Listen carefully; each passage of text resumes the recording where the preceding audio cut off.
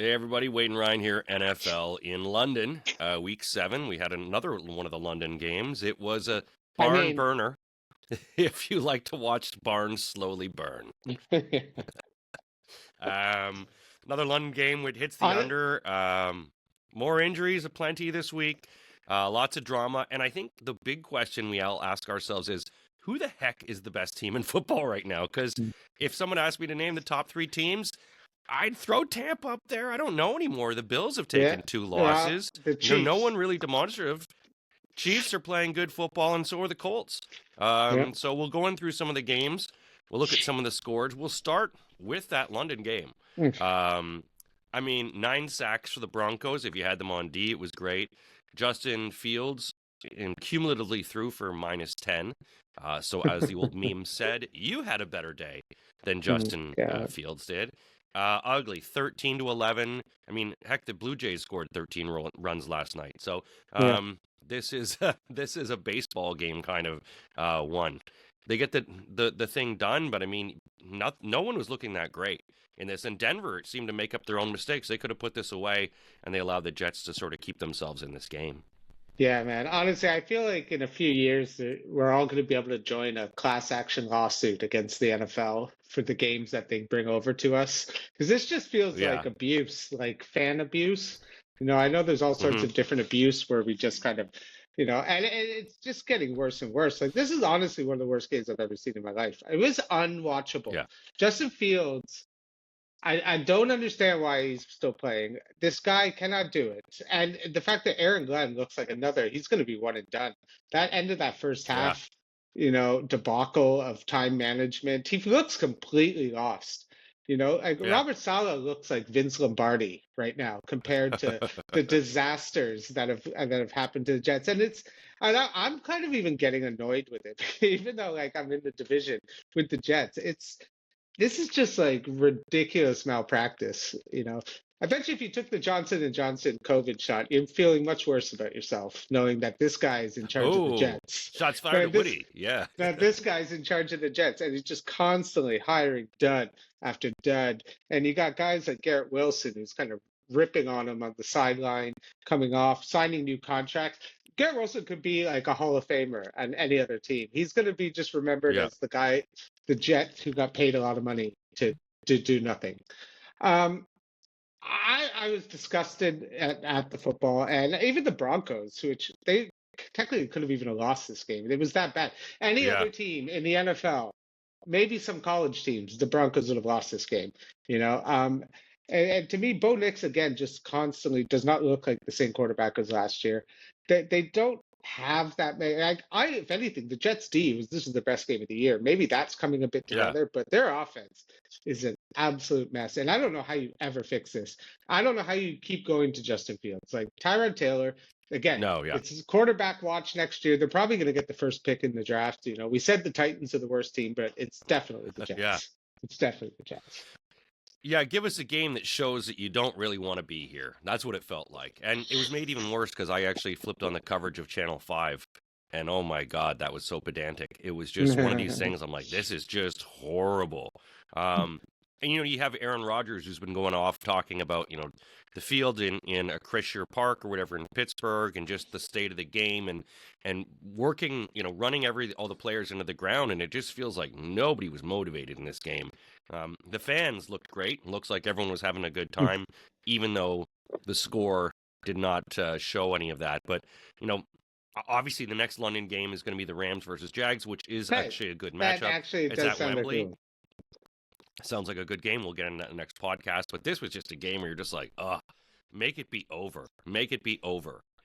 It's an exciting game. We'll move on to the next game. Colts find a win. Daniel Jones looking the second coming. Threw 2 touchdowns. The Colts had to rally in this one. Jonathan Taylor, another 123 yards. He's making all the fantasy owners very happy. And Jacoby Brissett, like when a guy has to step up, Brissett did. He was 27 for 44, 320 yards, 2 touchdowns. This was Jacoby putting on the best he could in this situation. But the Colts struggled in this one. And it looked like at times it's like, I don't know if they're going to win this.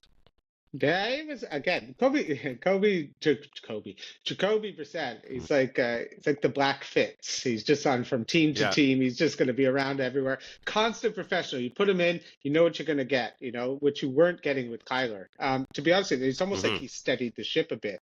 Even then, considering they did have injuries, they were able to, Marvin Marvin Harrison. Harrison Yep. Jr.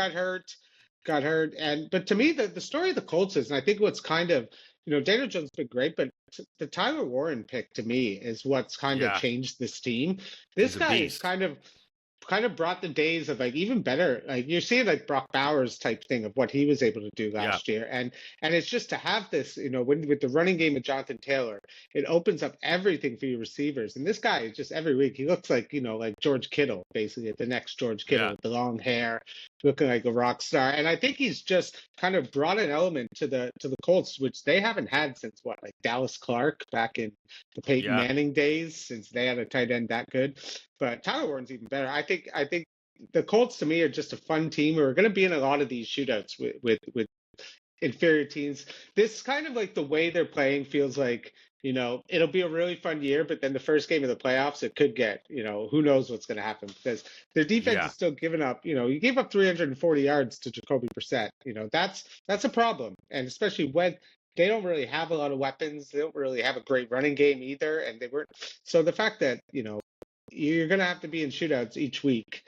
But the Colts, to me, are the most fun team in its story in the NFL this year. And Daniel Jones is already pretty much locked up comeback player of the year. It feels like there's nothing, unless he gets injured. But to me, he's playing with the confidence that, that New York just sucks out of Yeah. you.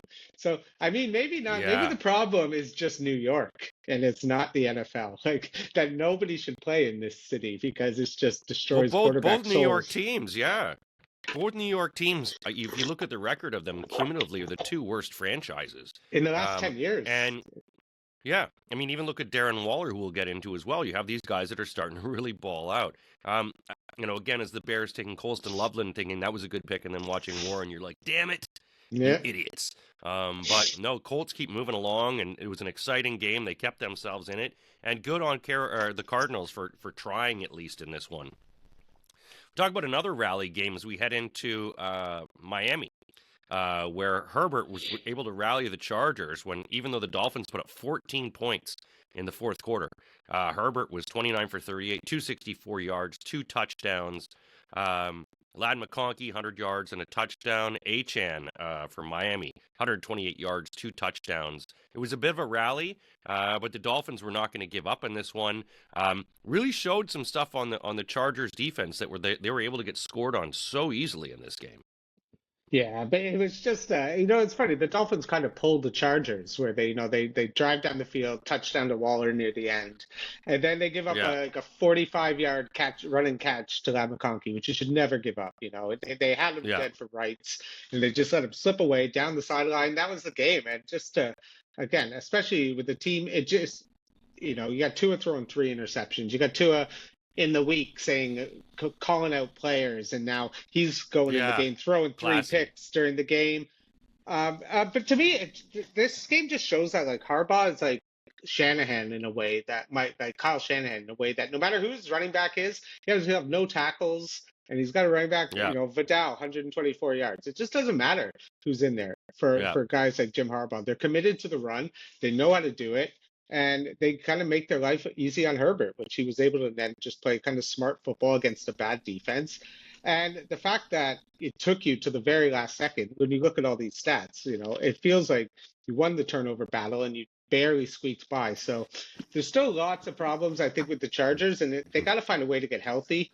And hopefully, when they do, we're going to see a little bit more consistency, because they're kind of like either losing bad games or squeaking out easy win. yeah. It feels like you're kind of now just opening the door for the Chiefs to just now run the table, like 10 straight wins, and goodbye, you're out of it. So it's a good Yeah, win for the and Chargers, because these are the games they used to lose under, what's his name? What's his name?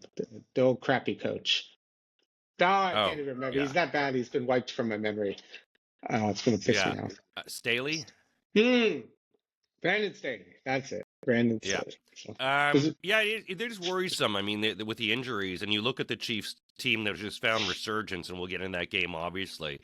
It still seems like they are struggling to get the offensive line going. The defense, like, you're letting Miami put up 27 points on you. I think the interesting thing too is now that the Dolphins are 1-5.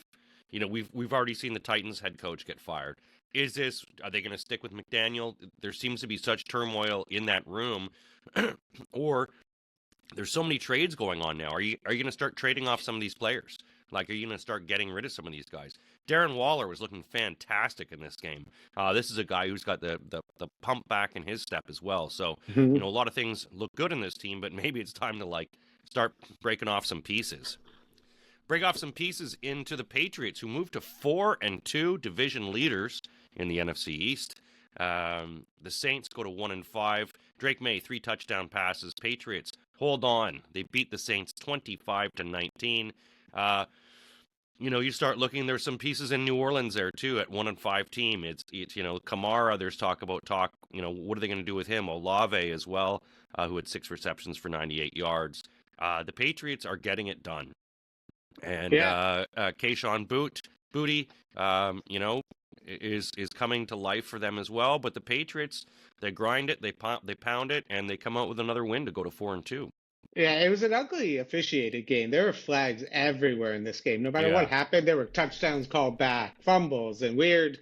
Just like every time you looked up at the screen, I was watching another flag and watching like Patriots fans being like, "What the hell is going on in this game?" Uh, Again, I think you're right. I think the fact that the Saints are always kind of frisky, they're always kind of in this game. Olave looks like again, if they're going to be trading guys, it feels like whatever they're going to get for Alvin Kamara is not going to be that much. He just hasn't. He's kind of looked old this year. He's not the same guy. yeah, Doesn't have that burst like 10 for 31.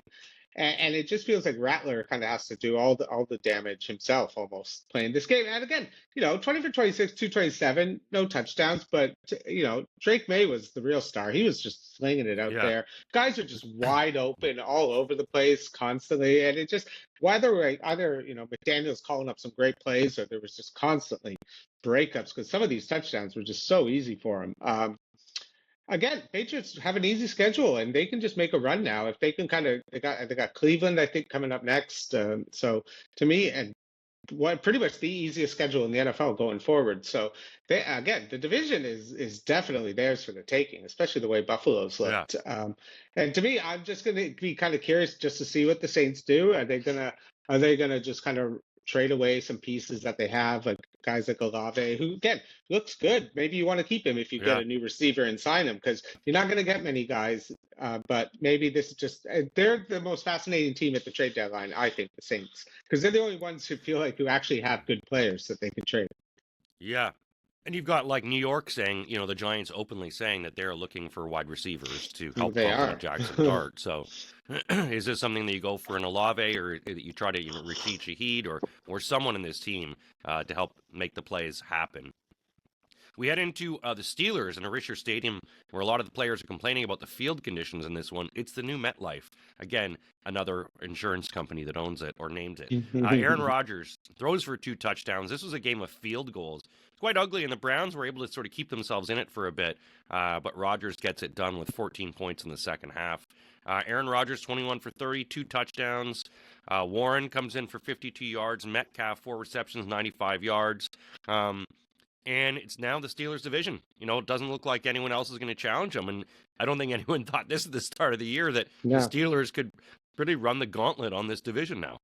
I mean, yeah, right. And again, to me, it's just Dylan Gabriel. I just don't see it. I don't know what they saw. I watch him out there. Guy Yeah, can't throw it down the field at all. Has no. I know. yeah, Again, you have Jerry Judy. Maybe that's someone you trade. It's just always on Shador. I always don't want Shador to play just because I don't want to hear about it 24 hours a day. Like this guy's like yeah. no backup quarterback has ever been talked more about.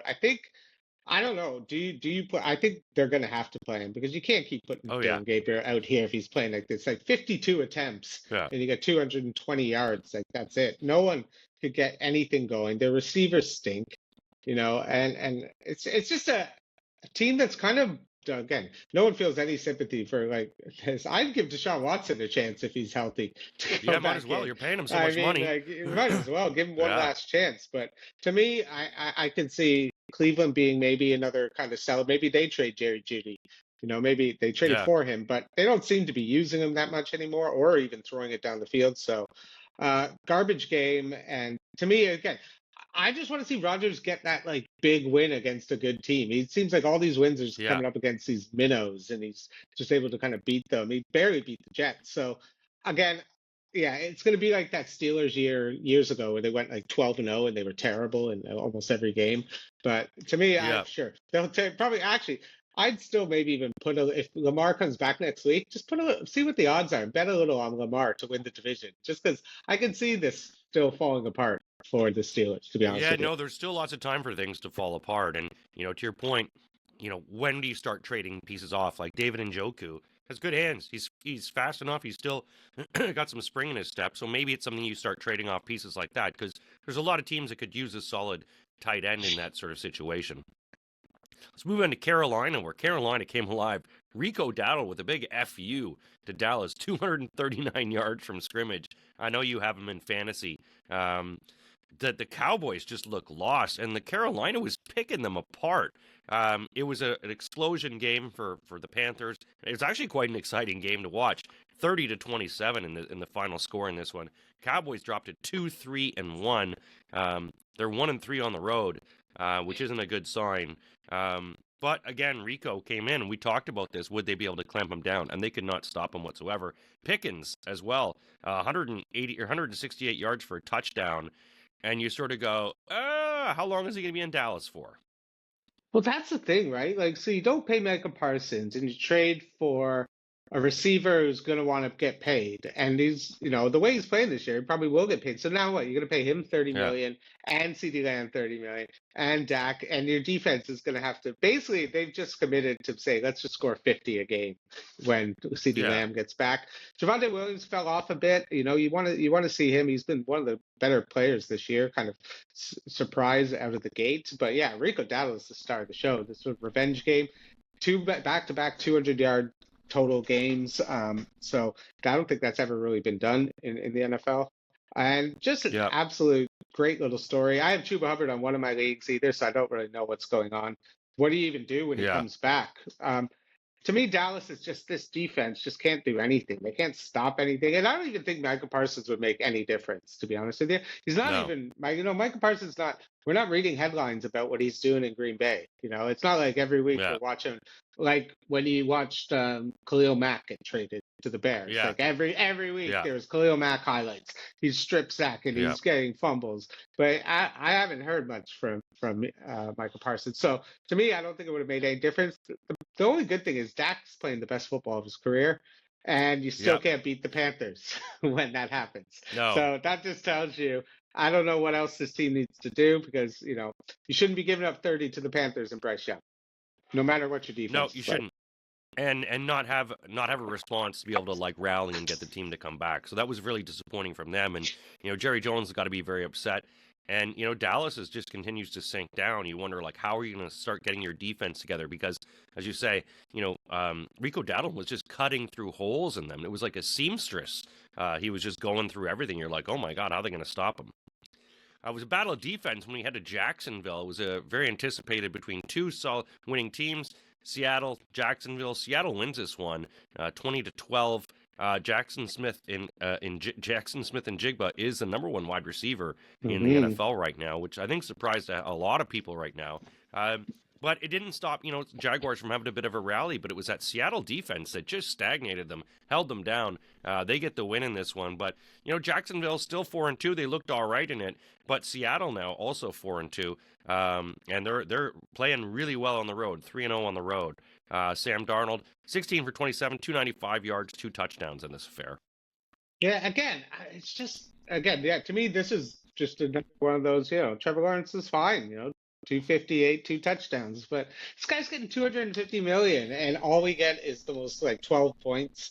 I don't understand what's going on with was Travis Hunter. 4 for 15. Yeah. Did get baptized, the day before the game. Yes. So maybe, God must have missed that baptism and just skipped He that one this might have. day. Yeah, he was busy watching Maybe football. imagine being that desperate. Like, I haven't had a good game all year. What should I do? Well, I should get baptized before the game. That'll Yeah. happen. He's gonna get a circumcision next week before the game, apparently, just to see if that works. Next, just to see. I'm just, again, like I said, Jacksonville, to me, they had that kind of fun win against the Chiefs, but when they go up against like good defenses, like Mike McDonald and Seattle's, they got nothing. They have no answers, and Yeah. to me, Darnold's the better quarterback. Seth Jackson's just a Jigba's in just him and Puka Nakua just. They can't even Yeah. Vegas can't even figure out what their overs should be because every week they're beating it. You can pretty much, the guy's a target machine. You're watching just a great defense, and to me, Seattle's kind of, I think, the sneaky team to come out of that West. I think as the Rams are kind of fighting, and the Niners with all their injuries now, Fred Warner this week. Like, to me, the Seahawks are right for to go on a little run and take that division. Yeah, and you got, obviously Sam Darnold with a bit of an FU to the Vikings and everyone else, and they're healthy, as you're saying. The team's staying healthy. Kenneth Walker didn't have as much, but that was the defense that the Jaguars, their front defense, is pretty tough. Defensive-minded game. I mean, it was 13-6 at the half, but Seahawks were able to get this done, get over the mistakes. Head into Baltimore. We're Baltimore 1-5 now. The Rams, man, this was a game that just looked awkward. It was tied at 3. Puka Nakua, of course, gets injured in this game. Derrick Henry had a 122-yard game. The Rams just couldn't seem to wrap this game up, but they finally did in 17-3. I mean, you're beating the piss poor Ravens, and there's nothing they could really do in terms of trying to stop them without Lamar Jackson. Even still. But Matt Stafford, I mean, he only had 181 yards on 26 attempts. So, but the Rams get the win. It's just a matter of Puka being hurt, and you still wonder, like they still don't have that definitiveness. This should have been a game they put away, and they didn't really put it away, even though they won by 14. Yeah, especially since the way Houston just put a beat down. Everyone's kind of put a beat down. Yeah. Baltimore's getting a little bit healthier, so their defense is getting a couple guys back. The fact that they did run Derrick Henry a lot, it kind of helps. I think the fact that the last couple games have been blowouts because they haven't been able to get Henry moving at all. So like the fact that he had over 100 shows that he's still got it. But to me, until I see Lamar, I'm still not ready to write the Ravens off yet. I think. I just have concerns about the Rams. They're always, it's never definitive. It's always like need luck. It's coming down to the end. Is McVay going to do something stupid? It's just they haven't had that offensive just blowout game and the fact that once Puka goes down, they weren't really able to move the ball at all that much. Yeah. So Kyren Williams, and I think they lost Blake Corum as well. So Kyren Williams is back up, that down. So it was a fine win, but I think, again, when you saw whatever other teams are doing in Baltimore, you kind of expect more from the Rams. Yeah, if you're used to having your way with someone and they put up a fight, it sounds sort of dirty now that I'm saying it out loud. But yeah, you thought you should be able to do a little bit more on them. Yeah. Speaking of which, we'll head into the Raiders-Titans game, which was ugly. This game, I don't know. It was just. I was just putting it on. I felt dirty watching it. 20-10, Raiders end their 4-game losing streak, beating the hapless Titans in this one. Obviously, they fired their coach after this. Cam Ward was dancing around, trying to do what he could. Bless the kid for trying to make sugar out of shit, because there was not a lot of opportunities for him. Genty had 75 yards. Van Jefferson was the only shining light, I guess, for the Titans with 75 yards. But, Max Crosby was just playing off his head as well. Continues to just wreak havoc every game. Raiders win at home. They needed this win. Geno still didn't look that great, though. No, he's just, again, another pick. And there's 170. Again, he's got to really know when to throw to. Brock Bowers still isn't healthy. And I just don't see. I don't know what the Raiders even do, because they don't even really have any pieces they could trade. They could maybe trade Jacoby Myers, but they're going to be kind of in that, top 8 to 10 draft pick probably, and not enough to get a quarterback. Because do you really want to run it back with Geno after this year? You're in Vegas. You kind of need to get a name. You need to get someone on this team, especially with Genty and Brock Bowers, to kind of have that core. with Max Crosby again. And then you kind of wonder, just, he also hired a 75-year-old coach. Is that the best decision that you made to do that? Because, Yeah. as we're seeing with Belichick, with the age, it's not getting better. You're not getting sharper. Yeah. You're not getting so. Again, this is as ugly as football as you get. And I just think if you're a Raiders fan and a Titans fan, you're just kind of going through the motions. Just probably more into fantasy this year. I guess if you're a Titans fan, you just want Cam Ward to keep taking steps, just to keep having few Yeah. games that are better and better.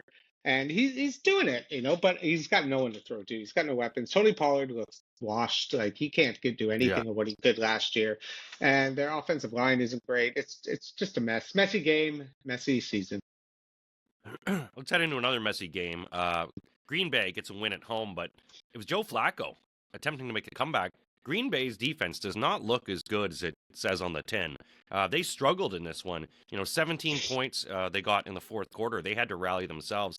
But Joe Flacco, I mean, it was 10-0 at the half.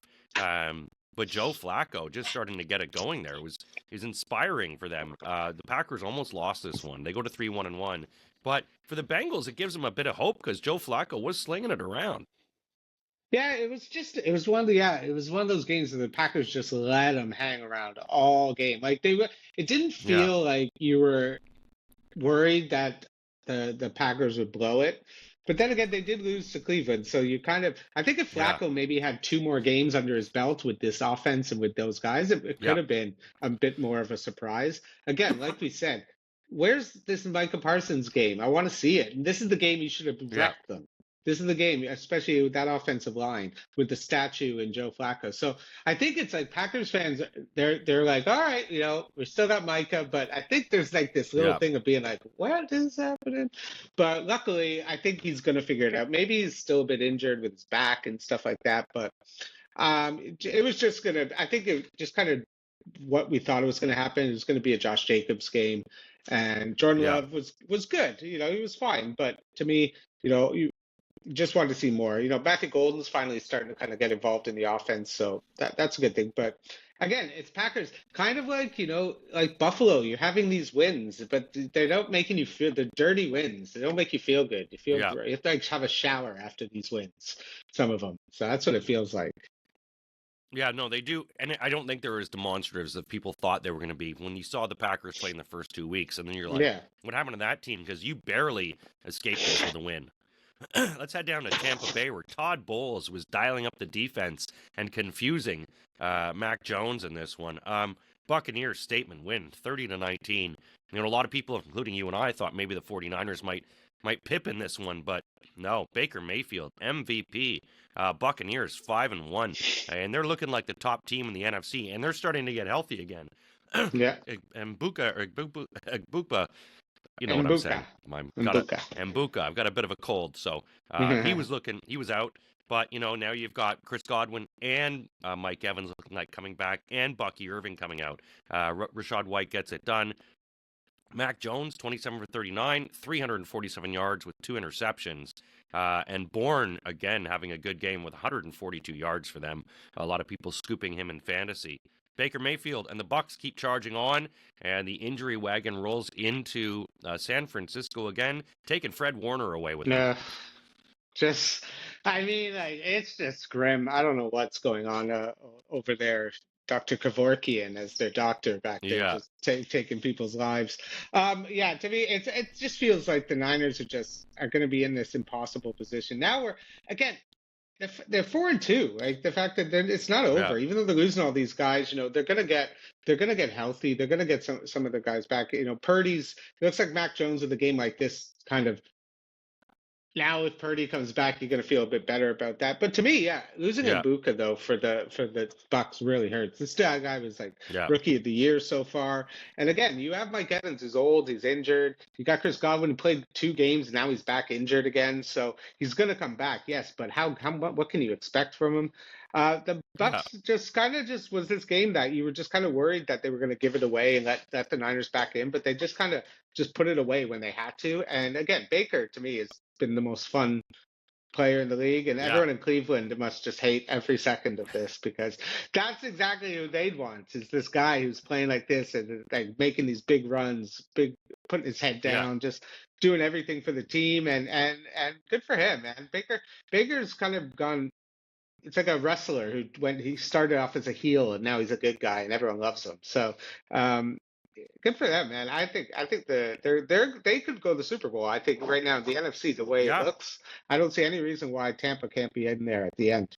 So Yeah, and I mean the coaching. I mean, it was just the confusion you would see on Mac Jones's face as the different alignments they were running up, and give it to Todd Bowles because that was some masterful playing there. That he was really confusing this offense, and they were able to get this their defense on fire. And the Buccaneers are playing well, and if they keep getting healthier, they get Bucky Irving back, they get some of the guys back. Maybe they trade for someone. I don't know if they need a little bit more depth, or they get a tight end, pick up someone like a Mark Andrews or something like that. If Ravens are willing to trade him away, you never know. There's lots of opportunities there. We head into our Sunday night game, which was a bit of a fist fight, literally, figuratively. But the yeah. Chiefs are back, baby. Mahomes leads the victory. It was 30-17. The Chiefs were in control of this game the whole time. Kelsey had 78 yards in this. Chiefs go to 3-3, 3-3. Lions drop to 4-2. But the Chiefs have let everyone know we're back, baby. We're No, back. they're back. They're back. They're Super Bowl favorites now. Again, Mahomes is MVP favorite. They're getting Rashee Rice back. The offense looks great. Like they just look great. Yeah. I mean, they have no running game, and they don't need a running game. Like Mahomes and Andy Reid still got it. It's depressing. I feel absolutely sick to my stomach that we're definitely seeing a Chiefs Super Bowl. I just don't see anyone in the AFC. Like Buffalo in a couple weeks. Yeah. I mean, what happened to them this week? They're going to give up like 60 to the Chiefs, especially with all Yeah. this speed that they have around the field.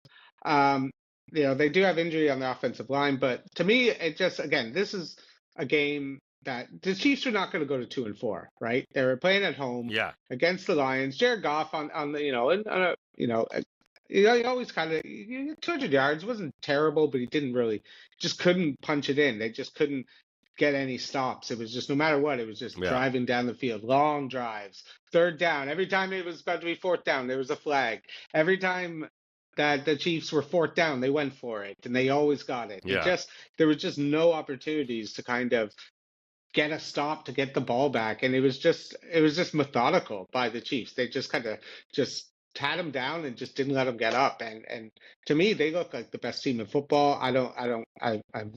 I'm saddened for what we have to watch for the next little while, but I will watch and be sad. I'll just be sad. It'll be fun. Let's make you even sadder, Ryan. Let's get into Atlanta, where Atlanta, who lost 30-0 to Carolina, comes back. Bijan, who I've got in my fantasy, 170 yards, 1 touchdown. Drake London, 150 yards for a touchdown. Penix was lighting it up. The Bills looked lost, and Atlanta was playing mistake-free football. They were there not to commit any errors, and they didn't. 24-14. Buffalo and Josh Allen, everyone looking shell-shocked in this one, as Atlanta beat the crap out of them. Yeah, it was bad. Like the first half, the Bills gave up 330 yards of offense. They give up 170. I've seen them give up 3 80-yard touchdown runs this year. They're putting a linebacker on Drake London to cover him, and you're sitting and watching this thing. What is going on? The Bills have a flawed roster. First of all, they have this year's draft where their first round, their second round, their third round aren't playing. Last year's draft, their second round is Keon Coleman, who gets 11 yards every game. He's terrible. Their second round pick gets burnt every play as a safety. He's gone about 0 for 16 of his draft picks in the last thing, and that's the stuff that just catches up with you. And you're seeing it with the Bills. They have no receivers who can get open. Inexplicably, take James Cook off the field on every third down, their best player on offense. Yeah. They take him out so they can play Ty Johnson for some reason. They are obsessed with substituting and being this team like everyone eats, but everyone's starving. No one's eating. It's literally a famine that's going out there. And Josh Allen just looks lost. This is the first time I've watched him and think there's something just doesn't feel right on this team. And I have been saying this for years. I don't think Sean McDermott is the guy that takes this team to the next level. I think we've seen their ceiling. And as a defensive coach, I just struggle to see what he brings to the table that makes us good. Like what you see with Andy Reid, you see with Spags, you see with Harbaugh, you see with these guys, they do stuff, and you watch Sean McDermott, and you're like, your defense stinks, and your defensive coordinator, and it's always the same problem every single year with this Yeah, defense. Whenever they play, the teams they beat have a record of 3-21. So the moment they played two competent teams, they got smoked in both of them. So yeah, I am. All the lights are flashing. All the red flags are hitting me in the face, and I'm terrified of this next game. Luckily, they have a bye. They are injured, to be fair. I will yeah, say this. The Bills yeah, have a ton of injuries across the board. They're getting some guys back from suspension. So we'll see what it's like in 2 weeks. But I think, they're going to have to do something to fix this team. Get a corner. You cannot pay Tre'Davious White anymore. Get a receiver yeah, because, they didn't have Dalton Kincaid and it showed. But give it up for the Falcons. They played really well offensively. They just let their studs do their thing. And then it was just glaring that, oh, wait, we don't have a Bijan. We don't have a Drake London. But we have Josh yeah, Allen. But if he couldn't do anything, it was sad to watch. But I'm not surprised. This is just a flawed football team that needs to sort itself out and stop trying to be so cute all the time and thinking we've done it before, because you're on the brink of losing the division when you should have got the one yeah. seed this year. So Yeah, and giving the Patriots the lead in the division now. So, yeah, Buffalo's yeah, got the bye week. They're going to have to figure things out. It'd be interesting when you talk about coaching, when you look at a coach like, say, Sean McVay, what he might do with a team like that. As you say, that's what I offensively mean. minded, letting someone like Josh Allen just rip it. Just Let's head into our wasting his final game career with, too. Just wasting yeah, his career.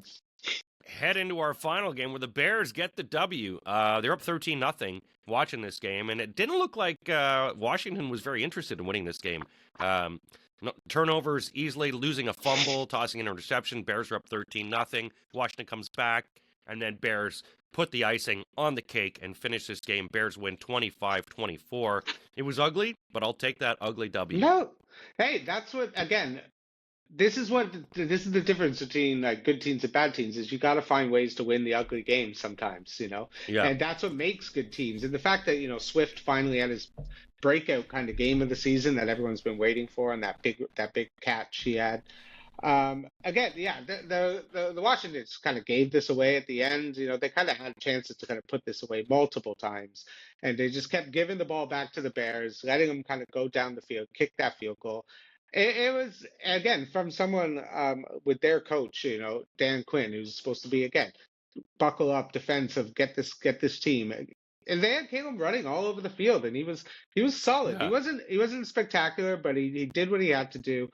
And it was, again, because he didn't have much from his receivers this game, Dunze and yeah, DJ Moore, who's had a kind of a really disappointing year. I could see them trading DJ Moore maybe in the offseason and just kind of giving Luther yeah. Burden more of a chance, because I just don't see, like, you're paying this guy all this money for what? Like, what is he, 40 yards a game? We'll take him. He I'll did go take to the the hospital after Buffalo. the We'll game, have so you him. wonder how often he was injured. Yeah, So, but I again, like I said, good win for the Bears. This is the ones you need to do to stay in the division. You're 3-2 now. yeah. Again, you played some tough games, and now you gotta just kind of stack wins now. So good win for the Bears. Yeah, it was. All right, we'll head into our TNF game for Week 7. That's right, Week 7, folks. It's the final game in London this week. But we'll talk about a division rivalry as Cincinnati is hosting Pittsburgh. Cincinnati's 2-4. Pittsburgh 4-1. Pittsburgh 5.5-point favorites in this one. 44.5 is the over/under. Aaron Rodgers was talking a big game, and the big thing in this thing is it's the two oldest quarterbacks to ever face each other in the NFL. Combined age of Oh yeah, it 81 is. Wow. between both of the players, 41 and 40, two veterans. But to your point earlier, has Joe Flacco now had enough time to start working with this offense and these wide receivers? And will Pittsburgh just keep marching on? I mean, the defense is starting to get better. They're starting to clamp down a bit more. Rodgers doesn't have the best offensive line, but like he always does, he gets rid of the ball very quickly. 44.5 points is the over/under. How do you feel about Cincinnati hosting Pittsburgh at home? Are they going to have any chance to keep themselves in this game? I am. I'm going to take the Bengals to win this, actually. I think, again, I Okay. think Pittsburgh, I think these teams know each other. Again, I think no matter what, the Bengals can give you problems. Jamar Chase is still Jamar Chase. They still have T. Higgins on Yeah. the outside. Chase Brown can do things. And they know each other. These guys have played each other. They hate each other. The fact that, again, I'm seeing the Steelers win these games, but none of them feel very convincing. They're not really. Yeah. exciting wins or anything like that. And I just feel like this could be just one of those games where everyone's like laughing, oh, Joe Flacco. But I haven't seen Roger. I think Rogers has been fine. He's been, like a game manager, kind of like Trent Dilfer back in the days. Like Yeah. he's just fine. But I think Joe Flacco's kind of just, in fact, they're at home, his first kind of game. They're going to let him just sling it.